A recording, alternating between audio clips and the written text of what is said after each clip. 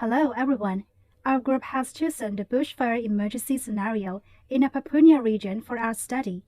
Our research covers the theoretical framework for bushfire emergency response, precedents, site analysis, and inhabitant analysis.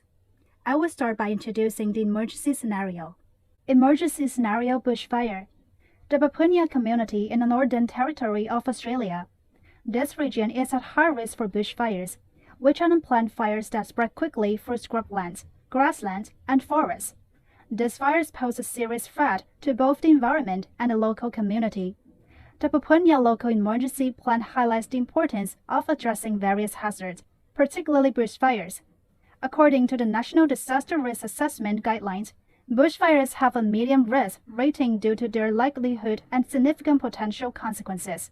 Understanding the framework for addressing this risk is crucial. Theories, methods, and frameworks. The strategies outlined by the Victoria and CFA Authority in 2018 include four main objectives, with corresponding program components and actions. These are designed to enable traditional owners to lead cultural burning practices effectively. Now, let's delve into the first objective, which focuses on developing operational pathways for cultural burns. Objective 1. Develop operational pathways for cultural burns. Objective 1 focuses on creating pathways for cultural burns. This involves adapting traditional practices within modern regulations to heal the land. Key actions include establishing partnerships, removing regulatory barriers, and conducting pilot projects. Next, the second objective is about building traditional owner governance and capacity. Objective 2. Build traditional owner governance and capacity. Objective 2 aims to build governance and capacity among traditional owners. This involves protecting traditional fire knowledge and providing structured training. Actions include forming a community of practice, developing training programs, and investing in research. The third objective addresses the management of state forest reserves and private land. Objective 3. Improve management of state forest reserves and private land. Objective 3 focuses on better managing state forests and private land for holistic land management. Actions include joint site assessments, developing fire protection measures, and applying indigenous land and water management practices. Finally, the fourth objective aims to strengthen institutional frameworks for cultural fire practice. Objective 4. Strengthen institutional frameworks for cultural fire practice. This objective aims to create strong frameworks for cultural fire practices. It includes training traditional owners, ensuring safety, and providing jobs. Actions involve developing partnerships with fire agencies, integrating cultural burning principles, and offering accredited training. Let's now look at some examples that demonstrate these objectives in action, starting with the Uniset Inn and Siniguat Inn Indigenous Fire Management Program. Precedent: Uniset Inn and Siniguat Inn Indigenous Fire Management Program. In 2017, the Uniset Inn government and Siniguat Inn in the Stilquotin region of British Columbia, Canada, partnered with Gathering Voices Society to create an Indigenous fire management program. This initiative aimed to mitigate wildfire risks and restore ecosystems through pilot studies in the Uniset Inn community, Stilquotin tidal lands, and Disai Tribal Park. Key goals included training and employing community members, conducting fire management activities in spring and fall, and exploring a carbon framework for program sustainability. Lastly, let's look at a technological solution that has shown great promise in improving bushfire resilience: fireproof structural insulated panels, or SIPs. Fireproof structural insulated panels, SIPs. Fireproof structural insulated panels, SIPs, have been developed and implemented mainly in Australia, especially after the Black Saturday bushfires in Victoria in 2009. These panels consist of a core of rigid form insulation sandwiched between two structural skins made of oriented strand board, OSB, treated with fire-retardant chemicals. SIPs have significantly reduced the vulnerability of buildings to bushfires by providing high structural integrity and fire resistance. Their effectiveness has led to their inclusion in many building codes and standards for construction in bushfire-prone areas. demonstrating a practical solution to improving bushfire resilience. Papunya is an indigenous Australian community located in the central regions of the Northern Territory. The weather in Papunya is arid desert climate. It is characterized by extreme temperature change and little rainfall. During the hot summer, low-income residents cannot afford to pay high electricity bill. Power cut can be hazardous to their health. Food can spoil. High temperature also leads to increased illness and death. People's mental health deteriorate. The potential for social conflict also increase. In addition, dry climate conditions increase the risk of bushfire. Papunya climate requiring residents to adopt adaptive strategy to cope with extreme temperature, ensure a reliable supply of water and electricity, and prepare for potential isolation and environmental hazards. This is the map of Papunya. It is important to work with the existing topography, natural feature, and layout of the community. The first one is drainage issue. Identify natural drainage life and water courses, and ensure fire break and access road are designed to minimize erosion and avoid disturbing natural water flow. About traffic flow, create clear, well-signposted evacuation route. Ensure the main access roads are wide enough for two-way traffic and provide adequate turning area for fire truck and other emergency vehicles. In addition, identify and protect natural features can act as natural fire break, such as rock outcrop. Golden finch is an endangered bird species found in northern Australia. Bushfire can have significant impact on them. Intense bushfire can destroy the preferred habitat of the golden finch. There are trees cavity for nesting and grassy area for foraging. Bushfire can reduce the availability of grass seed, which is the main food for the golden finch. Appropriate fire management, such as early dry season burning and maintaining a mix of burned and unburned area, can help maintain suitable habitat for this species. Aboriginal communities have a deep connection with old trees. This is because of their cultural, spiritual, and practical. These trees often referred to as heritage trees or ancestor trees. Bushfire can have significant impact on an old tree of Aboriginal culture important. Bushfire can cause severe scarring and damage to the bark and hardwood of old trees. Old trees may bear cultural scars, which are bark left by Aboriginal people through the deliberate removal of bark for various purposes. For example, to make canoes, sail, or container. Bushfire can damage or destroy these culturally significant scar. Based on the information provided in the Papunya Local Emergency Plan, Papunya is surrounded by sparse low scrub and is divided by several mountain ranges. So vegetation and topography can influence the behavior and impact of bushfire. If major bushfire occur, the road access to Papunya may be cut off as they are unsealed and vulnerable to damage or closure. This could hinder evacuation or emergency service response. Fire can destroy the native vegetation. Ash and debris from bushfire can contaminate water sources, affecting drinking water quality and local ecosystems. Develop a comprehensive bushfire management plan should include prevention, preparedness, response, and recovery strategy. This may include prescribed burning in the early dry season to reduce fuel load, creating and maintaining fire break around key infrastructure, and the removal of vegetation debris around buildings, identify and prepare evacuation sentry, address water supply and road access, ensure there is enough water for firefighting purpose. Finally, it's important to integrate into indigenous knowledge and practice. Incorporate traditional fire management practice into bushfire management plan. Communities can improve their resilience to bushfire and minimize potential impacts on life, property, and the environment. Then I will pass it to Yawen to talk about inhabitant. Next up is the inhabitant analysis section.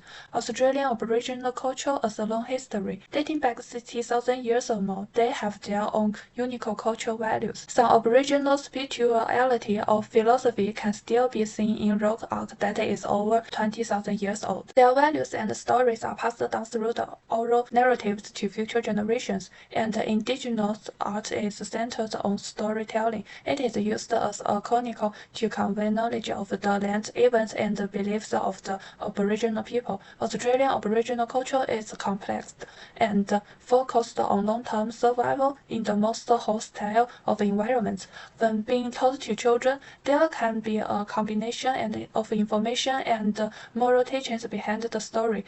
The children are taught right from wrong and the consequences of good and bad behavior. Painting is widely used among Australian Aborigines as one of the most effective ways of communicating a message, and it reflects the earliest period of this ancient culture with artistic and anthropological value. This is one of the reasons why it is so special and important. A large portion of the modern Indigenous people in remote areas still engaged in art. They do this through the use of modern painting tools, depicting stories and mountainous landscapes in their paintings. It has revitalized the young Aboriginals' appreciation and understanding of their culture through the teachings of the elders through this medium. Westerners admire the outstanding beauty and the meaning of the Aboriginal art, which has completely changed the relationships between the people and has helped building stronger bridges of understanding. Papua is also best known for its art, which is part of the Western art and is known for its use of soft earthy colors. Children are encouraged to depict the stories of their ancestors using motifs and symbols for their tribal traditions. Papua Tula artist has swept all before it, growing, evolving, and at times reinventing itself. The company has continually broken new ground on its journey, constantly reaching out to new audiences across the globe. From tiny desert settlement hundreds of miles west of Australia's most remote city, Alice Springs, a 50 years creative outburst has now established itself as an international brand, and works by the artists on the company now hauling some of the most prestigious institutions of the great art capitals of the world. From songs, dance, and oral histories, their ancestral beliefs and cultural practice come to life through bursts of color and presenting lines in innovative ways of visually communicating thousands of years of rich cultural heritages continue to emerge. These artworks will remain as a permanent record not only of one of the world's great art movements, but also the lives of an extra-traditional and unique community of people. Art is an central force in Aboriginal culture and a critical political tool. Through an understanding of the art, it has been possible to make a case of Aboriginal rights. They have an expectation and a political perception of the government. They see the government as their boss and believe that it has an obligation to help and care for them, and that they have an obligation to show respect and evidence to the government. They say the appropriateness of the rule demonstrated by the government's actions, such as its provisions of food and patience and its repeated offers to help Aboriginal people. In their social life, the traditional solution to problems of maintaining hierarchy and austerity within an egalitarian work is through elders who represent the authority. Elders can be said to represent the norms, rules, and constraints of the later generations. Indigenous people living in more remote areas where life is still largely traditional continue to have difficulties and needs. In the case of minorities in the small village of Papua, the chronically ill men who are dependent on medical equipment for their health, the elderly over 60 years of age, the LGBT community, and those in difficult health situations are still among the categories and are difficult to care for. They face economic resource limited and cultural difficulties. Based on the potential dangers in the above points, I have proposed some solutions that can be used in the next emergency design programs to mitigate these problems. First, we can analyze local artworks and use this artistic style in the structure and the decoration of the design. Asking for help from artistic and children in the community and working with staff to decorate designs with traditional arts are also a good way to integration of local culture culture, we can hold regular workshops facilitated by both staff and elders that would include discussions about the safe place in the community, as well as talking to secret personnel when there is a major issue and what would be helpful to the community to explain political policies to everyone. And we need to design simple and easy to understand symbols to help local inhabitants understand the purpose of the design. According to research and analysis, there are still many chaotic and potential human rights emergency among the indigenous people in Papaya area. For education, the median age of Papaya resident is 24 years old. The education level is basically secondary, primary, and preschool. In student education, according to Faker and Judy 2018, Australia football is an important area of study for young men, Wati, and older men, GLP. However, the formal education doesn't emphasize it and causing failure in indigenous people. They continue to lag behind than non-indigenous people and with higher dropout rate. The farther they live from the metropolis, the worse the situation. Influenced by colonial consciousness, pure English teaching and standardized course ignore the culture and language requirements of Aboriginal students, which is also one of the obstacles for the Aboriginal student to receive education. In terms of housing, it can be seen that the average number of people living in each room is 6.2, which is relatively crowded. 79% of residents need to 1 to multiple rooms. In terms of employment, the employment rate in Papaya area is also far lower than the average employment rate in Australia, resulting in individual, family, and household incomes being lower. In terms of health, the chart shows the long-term illness that plague the Aboriginal are diabetes and heart disease. At the same time, there are many challenges in medical treatment because the Aboriginal culture lead to different cognition. In some communities, disability are attributed to negative karma, evil spirit, or improperly conduct marriage. At the same time, the other challenge is the lack of medical service and resource and need long time to build contrast. Aboriginal people also receive some unfair treatment and discrimination in the law, such as in the case of Robert Max Stewart. The police used threat and violence to obtain his confession. Therefore, combined with this aspect, the indigenous people in Papaya region may suffer from the chronic human rights emergency, also as medical awareness and lack of medical resource leading to delayed medical treatment. Because of the education system is out of touch with traditional culture, students may lose interest in learning, leading to higher drop-off rates. People with low education will have fewer job options, which will increase unemployment and reduce overall wage. Low-income families have a harder time to meet basic living needs, which will increase the possibility of poverty. And economic pressure and lack of employment opportunity may lead to higher crime rates, as well as the unfair treatment under the law and physiological problems. So for the solutions for the medical aspect, we can use integrate traditional and modern medical method and use local medical staff offering a variety of healthcare service. And for the employment, community should undertake vocational training programs in tourism, handcraft, and agriculture to help people gain skills and expand their careers. For the education, add Lureja language and culture to the English class for bilingual education. And for the medical health and cultural preparation, organize festival and cultural events on a regular basis to strengthen links with communities. And for the crime and security, invest the community infrastructures and raise their standard of living for the locals. For the potential human rights, we can find their lack of cultural recognition. We can solve by increase indigenous employees' working performance and career growth, offering additional mentoring and career assistance. For the traditional culture and language disappearing, can use start a Papaya language learning programming in school and communities educate the next generation in their native tongues. And the inadequate internet and technology resource leading to unequal access to the information can be solved by to teach the next generation new technology and pass on traditional culture, like employ online culture museum and handcraft exhibition and sales, language and festival promotion, etc. Thank you for watching.